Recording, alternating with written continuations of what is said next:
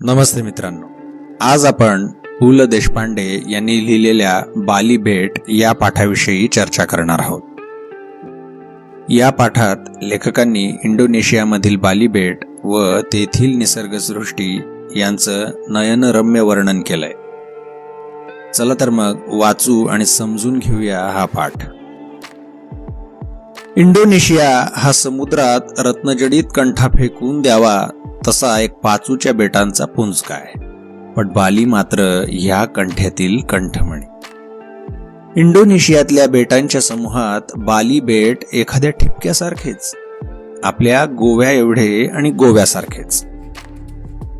आपल्या नृत्य, गायन, शिल्प, चित्र अशा विविध ललित कलांचा रंगीबिरंगी गोफ विणणार.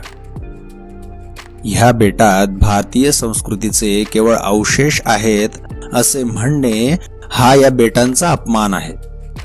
लक्ष मोती उधळून मातीत चूर होऊन जावेत आणि एखादा मोती कुठेतरी दूर पडून तसाच अभंग राहावा असे हे बाली बेट आहे.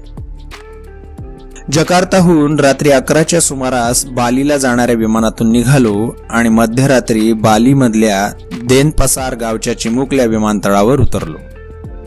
बाली हा टुरिस्टांचा स्वर्ग, त्यामुळे इथले टुरिस्ट खाते अतिशय तत्पर आहे.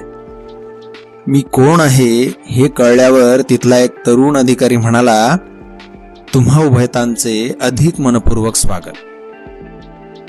मध्यरात्रीची वेळ. किर्र जंगलातून आमची मोटार समोरचा वळणदार रस्ता काटत निघाली होती. भोवती माडांच्या राया, मधूनच झापांची छपरे असलेला झोपड्यांचा पुंजका मोटारीच्या दिव्यांच्या प्रकाशात दिसून नाहीसा होईल.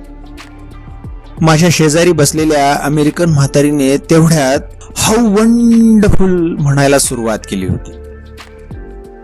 एखाद्या रहस्यमय कादंबरीच्या पहिल्या पानातून जावं तसं सुमारे तास दीड तास त्या किर्र झाडीतून वाट काढत आमची मोटार सागर बीच हॉटेलच्या टुमदार बंगली पुढे आली आणि तिथल्या तरुण बाली सुंदरीने आमचे स्वागत केले. रात्रीचा 1:30चा सुमार असेल, पण ती तरुणी आणि स्वागत विभागातले ते चपल तरुण चेहऱ्यावर जागरणाचा यत्किंचितही ताण न दाखवता स्वागत करत होते. ह्या बेटात घड्याळ नावाची गोष्ट नाही हे लगेच लक्षात आले. त्यांनी आम्हा प्रवाशांच्या नेमलेल्या खोल्या दाखवून दिल्या.